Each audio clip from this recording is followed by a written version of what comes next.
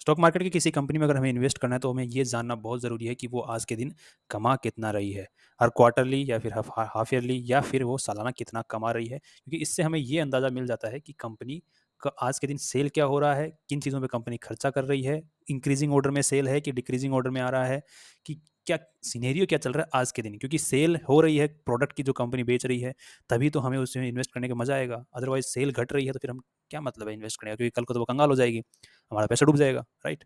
सो quarterly और yearly जो results होते हैं मेनली इन इन रिजल्ट्स को समझना बहुत ज़रूरी है। तो आज हम इनके अंदर देखेंगे, पहले हम क्वार्टरली रिजल्ट्स को समझ लेते हैं कि इसके अंदर हमें क्या क्या देखने को मिलता है रिजल्ट के अंदर, और हम इनसे क्या क्या रिजल्ट निकाल सकते हैं, क्या क्या मान सकते हैं उस रिजल्ट से। सो जैसे क्वार्टरली रिजल्ट हमारे सामने है टाटा पावर का। सो अगर इसकी हम बात करते हैं यहाँ पर, तो हम क्लियरली देख पा रहे हैं कि मार्च 2020 से अभी तक का हमारे सामने डेटा है यहाँ पर। तो हम क्लियरली देख पा रहे हैं कि 2020 में 6000 करोड़ का यहाँ पे सेल कर रही थी कंपनी। सेल का मतलब क्या हो गया, रेवेन्यू, कि कंपनी के पास में कितने रिसिप्ट्स आ रहे हैं, क्योंकि अगर बिजली पावर सेक्टर में कंपनी है तो कंपनी बिल बना के कस्टमर को देती है, और कस्टमर कितना बिल पे कर रहा है, तो कितना बिल पे हो रहा है कंपनी के पास में, बिल का पे हुआ पैसा कितना आ रहा है, 6621 करोड़। मार्च 2020 का जो रिजल्ट कंपनी ने जारी किया था 3 महीने का, उसमें कंपनी क्या था, 3 महीने का बता रहा हूँ ये, अब इसको साल का मत समझ लेना। और ये 3 महीने कब का है, जनवरी फरवरी और मार्च, 3 महीने का यहाँ पर है। नेक्स्ट अगर हमारे सामने है तो जून 2020 का, अगेन 3 महीने का, तो वहाँ पर हमें यहाँ पर डिक्रीज दिख रहा है कि इंक्रीज दिख रहा है, यहाँ पर हमें डिक्रीज दिख रहा है तकरीबन 180 पॉइंट या 170 पॉइंट के आसपास का, मतलब 170 करोड़, यहाँ पे करोड़ में बात कर रहे हैं हम लोग, पॉइंट्स में बात नहीं कर रहे हैं, देखो। सो 170 करोड़ का यहाँ पर हमें नुकसान देखने को मिल रहा है कि नेगेटिव, मतलब सेल कम हुई है, यूनिट्स कम हुई है। तो बिजली कंपनी तो ऑफकोर्स सी बात है कि यूनिट्स कम खपत हुई है, तो कौन सा महीना है, अप्रैल मई जून, जिस वक्त मोस्टली इलेक्ट्रिकल अप्लायंसेस कम यूज होते हैं, क्योंकि उस वक्त मौसम जो रहता है इंडिया का बहुत अच्छा रहता है, तो कम बिजली खपत तो कम रेवेन्यू। ऑफ कोर्स ये बात, अगर कम बिजली खपत होगी तो एक्सपेंस भी कम होगा, क्योंकि इसके अंदर ये कॉस्ट में हमारे जो एक्सपेंसेस है इसमें कौन कौन सी कॉस्ट इंक्लूड है, एक तो मटेरियल की हो गई, एक दूसरा जो वहाँ पर काम करें उनकी सैलरी, उनकी वेजेस वो हो गई, दूसरा मेंटेनेंस का कॉस्ट हो गया, तीसरा अगला जो भी, अगर मान लीजिए कंपनी जो है आजकल प्रोडक्शन में भी है, डिस्ट्रीब्यूशन में भी हो, ट्रांसमिशन में भी है, तीनों में है, तो मेंटेनेंस करना बहुत कंपल्सरी होता है। जो सबसे बड़ा जो खर्चा है वो है प्रोडक्शन का। अगेन नेक्स्ट अगर देखते हैं हम लोग, तो जून जुलाई अगस्त, सॉरी जुलाई अगस्त सितंबर, तो ये 3 महीने का अगेन यहाँ पर आ गया रिजल्ट अपने सामने। तो ये क्या हो रहा है, यहाँ पर बिजली की खपत बढ़ी है, क्योंकि ऑफकोर्स गर्मी का महीना है, तो एसी वैसी इसी महीने में चलती हैं ज़्यादातर। तो यहाँ पर सीधा का सीधा उछाल देखने को मिल रहा है हमें, कितने का, तकरीबन और कितने करोड़ का हो गया, ये 1700 करोड़ का अगेन उछाल देखने को मिल गया अपने को, 1800 करोड़ का ऐसा ही। अगेन अगले महीने, सॉरी अगले 3 महीने क्वार्टरली अगर फिर देखते हैं, तो यहाँ पर दिसंबर तक का डेटा है, तो दिसंबर में हमारी ठंड पड़ती है, तो एसी वैसे जो हमारे जो वार्म करने के लिए जो काम में आते हैं वहाँ का खर्चा बढ़ जाता है। अगेन यहाँ पर इतना कम नहीं होगा, क्योंकि गर्मियों में ज़्यादा यूज़ होती है खपत, यहाँ पर कम होती है। इस तरीके से हम हर महीने का चेक कर सकते हैं और कंपनी की इंडस्ट्री के हिसाब से अंदाजा लगा सकते हैं कि हाँ इंडस्ट्री सही लाइन में जा रही है कि नहीं जा रही। और ऐसी इंडस्ट्रीज़ का हम अंदाजा लगाते हैं सेल का, कि मार्च 2020 में कितनी सेल हुई, मार्च 2021 में क्या सेल हुई, फिर मार्च 2022 में क्या सेल हुई, और फिर मार्च 2023 में क्या सेल हुई। इस तरीके से हम अंदाजा लगाएंगे तो हमें प्रॉफिट, मतलब वो सही डेटा देखने को मिलेगा। अब यहाँ पे हम देख पा रहे हैं इंक्रीजिंग ऑर्डर में, मतलब हर साल कंपनी बढ़ा रही है अपने बिजनेस को, एक्सपेंड कर रही है, ज़्यादा से ज़्यादा कस्टमर जोड़ रही है। इसी तरीके से हम जून का देखेंगे, सितंबर का देखेंगे और दिसंबर का क्वार्टरली देख लेंगे। एक्सपेंसेस की अगर बहुत ध्यान डालते हैं अगर हम लोग, तो कंपनी के एक्सपेंसेस को अगर चेक करेंगे तो कितना परसेंट एक्सपेंसेस है उसका हमें चेक करना पड़ेगा कि कंपनी का जो कॉस्ट है वो बढ़ा है कि नहीं बढ़ा है किसी भी एंगल से। तो अगर यहाँ पर हम अंदाजा डालते हैं, तो शुरुआत से ही मार्च 2023 का अंदर 1900 करोड़ का हमें प्रॉफिट हुआ, बाकी तो एक्सपेंसिव हुआ है। तो अगर नेट ग्रॉस प्रॉफिट, ये ग्रॉस प्रॉफिट है, ध्यान रखिएगा, नेट प्रॉफिट नहीं है, नेट प्रॉफिट नीचे आएगा। अब यहाँ पे फिर से हमने देखा 1800 करोड़ का ग्रॉस प्रॉफिट हुआ है, इंक्रीज हुआ है यहाँ पर, ऑफ कोर्स तो कॉस्ट इतना नहीं बढ़ा। अगेन यहाँ पर देखा 1400 करोड़, 1800 करोड़, तो इस टाइप से हम एक्सपेंस का भी पता लगा रहे, ग्रॉस प्रॉफिट हमारे सामने आ गया।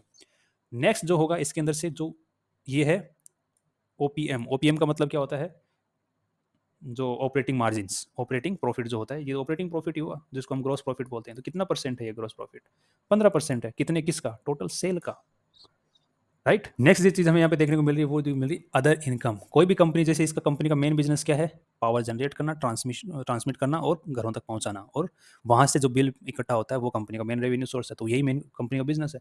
बट इसके अलावा अगर कोई कंपनी के पास में इनकम आती है इस मेन बिजनेस के अलावा, जो कि कागजों में लिखा हुआ है मेन बिजनेस, उसके अलावा कोई भी इनकम आती है तो वो होती है अदर इनकम। तो यहाँ पर कंपनी ने इस साल अदर इनकम कमाई है 1352 करोड़ की।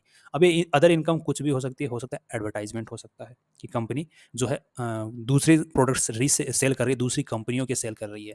हो सकता है टाटा पावर जो कंपनी है वो अपनी दूसरी जो टाटा मोटर कंपनी है उसके प्रोडक्ट सेल कर रही है साथ में। तो वहाँ पे ये इस कंपनी के लिए तो अदर इनकम हो गई ना, क्योंकि इसका मेन बिजनेस पावर का है, तो ये मोटर का काम कर रही है, एडवर्टाइजमेंट कर रही होगी, क्या पता अपने जो कस्टमर्स हैं उनके पास में। इस कंपनी ने ऐप बना रखा होगा अपना टाटा पावर का, वहाँ पर ये एडवर्टाइजमेंट करती होगी दुनिया की फलाना ढिकाना कंपनियों का।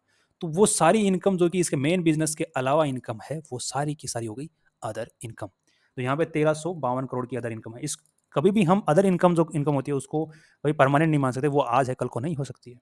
हमें हमेशा इसी पर रिलाई करना है जो कि मेन बिजनेस से आ रही है। तो यहाँ पर ये एड ऑन रहता है, ये खुशी की बात है, अच्छा है, मिल रहा है। नेक्स्ट जो है हमारे पास में exceptional items, zero, other income normal, जो कि नॉर्मल अदर इनकम है। इंटरेस्ट, इंटरेस्ट क्या होता है यहाँ पर कि इन 3 महीनों के अंदर हमने कितना इंटरेस्ट पे कर दिया है। तो हमारे पास में इंटरेस्ट किस चीज़ पे पे करते हैं, वो ऑफ कोर्स बात है लोन के ऊपर। तो कंपनी के ऊपर जितना लोन है, उस लोन का हमने 1196 करोड़ तो हमने उसका ब्याज चुकाया इन 3 महीनों के अंदर, जितना हमने लोन लेकर गया उसके ऊपर। तो 1196 करोड़ का लोन चला गया। पीछे बचा डेप्रीशिएशन। डेप्रीशिएशन, फिर डेप्रीशिएशन क्या होता है, डेप्रीशिएशन होता है कोई भी हमारे पास में एसेट्स हैं, लैंड की बात करते हैं तो वो हमेशा कभी भी डेप्रीशिएट नहीं होता। तो हम लैंड जो कभी भी खरीदते हैं तो वो डेप्रीशिएशन उसको हम कैलकुलेट नहीं कर सकते। डेप्रीशिएशन किस पे चार्ज होता है, कोई भी ऐसा एसेट, जैसे कंपनी के पास में मशीनरी होगी, कंपनी के पास में ट्रक होगा, ट्रांसफार्मर्स होंगे कंपनी ने लगाए होंगे, कंपनी के पास में फैक्ट्री होगी। तो ये जितने भी हमने अभी बात की है, ये सारे के सारे क्या डेप्रीशिएटिंग, इनके कुछ टाइम बाद में इनकी वैल्यू खत्म हो जाएगी, ये रद्दी हो जाएंगे। तो वो रद्दी हो जाएंगे तो उनको क्या करती है कंपनी को, नए खरीदने पड़ेंगे। तो वो जो नए खरीदेंगे, तो और जो नए पहले से खरीद के बैठे हुए हैं, वो जो कॉस्ट होती है उसको क्या करती है, जैसे मान इसको एग्जांपल के साथ में समझते हैं। मान लीजिए कंपनी ने ट्रक खरीदा जो कि आज के 30 लाख का पड़ा, और कंपनी बोल रही है कि वो ये ट्रक जो है हम मान के चल रहे हैं 5 साल चलेगा, राइट, 5 साल चलेगा। तो इसका मतलब क्या हुआ कि 5 साल तक जो कॉस्ट लगी है 30 लाख, उसको डिवाइड कर देगी कंपनी, डिवाइड बाई 5। तो 30 का डिवाइड बाई 5 कर दिया तो कितना आ गया, 6 लाख रुपए। तो कंपनी को 6 लाख रुपए को हर साल डिप्रिशिएशन में यहाँ पे ऐड करेगी। तो ये 3 महीने का है, तो 6 लाख को 4 हिस्सों में डिवाइड कर दो, कितना हो गया, 1.5 लाख। तो यहाँ पे हर 3 महीने के अंदर कंपनी 1.5 लाख का डिप्रिशिएशन यहाँ पे आपको दिखाएगी। इससे फायदा क्या होता है, इससे फायदा ये होता है कि जो आपकी नेट इनकम आती है, जो कि यहाँ पर ये नेट इनकम आ रखी है, ये कम हो जाती है, तो आपको टैक्स कम देना पड़ता है, और आपका जो एसेट होता है वो फ्री हो जाता है, और बिना टैक्स भी नहीं देना पड़ता, और एसेट भी फ्री हो जाता है थोड़ा टाइम बाद में। अब वो लास्ट में जब एसेट खत्म हो जाएगा, यहाँ पर हम ये मान के चल रहे हैं कि जो ट्रक है, जो एग्जाम्पल हमने लिया, वो बिल्कुल रद्दी हो जाएगा, जीरो भाव हो जाएगा उसका। अगर कंपनी को लगता है कि इसका जो भाव है 30 लाख के प्रोडक्ट का 5 लाख ही बचेगा, तो कंपनी डिवाइड बाई 5 कर सकती है, वो भी 25 लाख को। यहाँ पे हम जीरो मान रहे हैं। तो डेप्रिशिएशन क्या हो गया, जो भी डेप्रिशिएशन एसेट्स जो कंपनी के पास में है, जैसे एग्जांपल के तौर पे हमने ट्रक की बात की, वैसे ही कंपनी के पास में बहुत सारे डेप्रिशिएटिंग एसेट्स होते हैं, कंप्यूटर्स भी होंगे, व्हीकल्स भी होंगे, मैनेजर्स को ले जाने के लिए जो टूरिस्ट टाइप की वो जो गाड़ियाँ होती हैं, कोई भी टाइप की लग्जरी गाड़ी भी हो सकती है, वो भी होती हैं, वो भी डेप्रिशिएट होती हैं, मशीनरी होती है, बहुत से एग्जाम्पल्स हम लोग यहाँ पे ले सकते हैं। तो उनको हम लोग यहाँ पे डेप्रिशिएशन चार्ज कर देंगे उनके ऊपर एसेट को। तो इसकी वैल्यू कहाँ से निकल के आएगी, ये यहाँ पर बैलेंस शीट के अंदर कंपनी सब कुछ दे के रखती है। फिक्स्ड एसेट में चेक करोगे, यहाँ पे देख रहे हो, building, plant and machinery, equipments, ये सारे जितना भी पैसा है इसके ऊपर कंपनी ने ऑलरेडी डेप्रिशिएशन चार्ज कर दिया कंपनी। 3 महीने में 926 करोड़ का डेप्रिशिएशन। अब टैक्स देने से पहले कितना पैसा बचा टैक्स देने के लिए, तो कंपनी की असली कमाई कितनी होगी, 1158 करोड़ की कमाई हुई है, जिसके ऊपर कंपनी को क्या करना है, टैक्स देना है। तो टैक्स कितना दे रही है, 19% का। ठीक है, पीछे कितना बचा, 939 करोड़। अब यहाँ पर कुछ लोग कंफ्यूज करते हैं कि ये टैक्स जो है जीएसटी है, जीएसटी नहीं है ये। जीएसटी तो हम यहीं पर पे कर चुके हैं, ये जो एक्सपेंस है ना, इसके अंदर हम ऑलरेडी इंक्लूड कर चुके हैं जीएसटी को। तो उसके बाद में जीएसटी वीएसटी पे करने के बाद में हमारा ये पैसा बच रहा है नीचे पीछे, ग्रॉस प्रॉफिट। ठीक है, यहाँ पर हम जो दे रहे हैं ये इनकम टैक्स दे रहे हैं, आईटी जो एडवांस टैक्स कंपनीज पे करती हैं वो दे रही हैं। एडवांस टैक्स पे करने के बाद में कंपनी के पास कितना पैसा बच रहा है, 939 करोड़। ये है शेयर होल्डर्स का पैसा। अब इसको कंपनी चाहे तो डिविडेंड के तौर पे भी दे सकती है, या फिर इस पैसे को क्या कर सकती है कंपनी, ये जो रिजर्व्स हैं अपने यहाँ पे देख रहे हो रिजर्व्स, इसमें ऐड कर देगी कंपनी। तो ये फ्यूचर के अंदर किसका पैसा हो गया, ये कंज्यूमर्स, अब ये जो शेयर होल्डर्स हैं उनका पैसा हो गया। तो इसमें क्वार्टर रिजल्ट में हमें ये सब कुछ देखने को मिलता है। इसी टाइप से सेम यही पैटर्न हमारा चलता है प्रॉफिट एंड लॉस, जो कि हमारा एनुअल रिजल्ट रहता है उसके अंदर। That's all. अगर इसके अंदर आपको कहीं पर भी कोई भी इशू लगता है, जैसे मान लीजिए एक्सपेंसेस किस कौन कौन से हुए हैं, तो यहाँ पर अगर आपको कहीं भी डाउट होता है कि यार ये एक्सपेंस मेरे को समझ में नहीं आ रहा है, या मान लीजिए अदर कॉस्ट 3% कौन सी है, तो आपको एनुअल रिपोर्ट आपको सिर्फ सिंपली डालना है अदर कॉस्ट का, वहाँ पर आपको कॉलम मिल जाएगा, नोट्स के अंदर आपको मिल जाएगा वहाँ पर लिखा हुआ कि अदर, ये जो अदर कॉस्ट है ये किस चीज़ की है।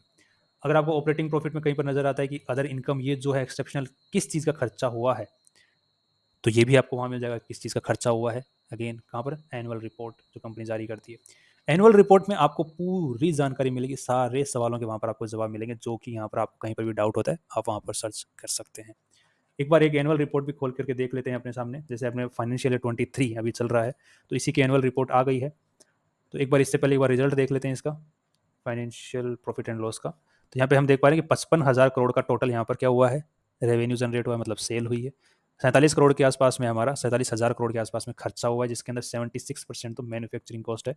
ऑफ कोर्स सी बात है, पावर सेक्टर, मैन्युफैक्चरिंग कॉस्ट बहुत ज़्यादा हाई होगी। अगेन नेक्स्ट जो है employ cost 7%, other cost 3%। Profit जो हुआ है, ग्रोस प्रॉफिट 7,000 करोड़ का हुआ है, ग्रोस प्रॉफिट है ये, नेट प्रॉफिट नहीं है। नेट प्रॉफिट कब आता है, जब हमारा interest, depreciation, amortisation, tax wax पे करने के बाद में जो पैसा बचता है पीछे, वो होता है नेट इनकम। ये हो गया gross income.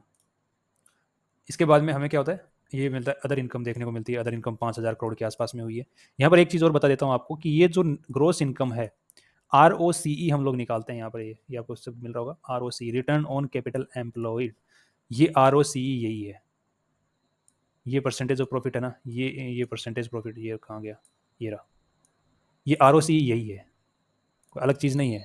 Return on capital employed, पूरे कैपिटल एम्प्लॉय करने के ऊपर कितना प्रॉफिट निकाला, तो 7,728 करोड़ का निकाला है पूरे प्रॉफिट के ऊपर। तो हमें कितना कैपिटल यूज हुआ यहाँ पर, यहाँ पे हम लोग देख पा रहे हैं यहाँ पे कि ये टोटल कैपिटल यूज हुआ था। 22,000 करोड़ तो खुद का हुआ था, 51,000 करोड़ का लोन लिया हुआ है। तो ये टोटल कितना हो गया, जितना भी प्रॉफिट हो गया, ये जितना भी अमाउंट होता है, इसका हमें कितना प्रॉफिट निकलने को मिला है, 7,000 करोड़ का प्रॉफिट हमें निकालने को देखने को मिला है।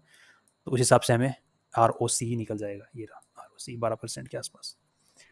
सो शेयर होल्डर्स का पैसा, that is reserve and surplus, and second जो हमने लोन ले रखा है पैसा, तो टोटल पैसा कितना हो गया, वो दोनों मिला के, और बाद में कितना प्रॉफिट हमने साल में जनरेट किया है, उसके हिसाब से अगर हम परसेंटेज निकालते हैं तो वो हो गया रिटर्न ऑन कैपिटल एम्प्लॉयड।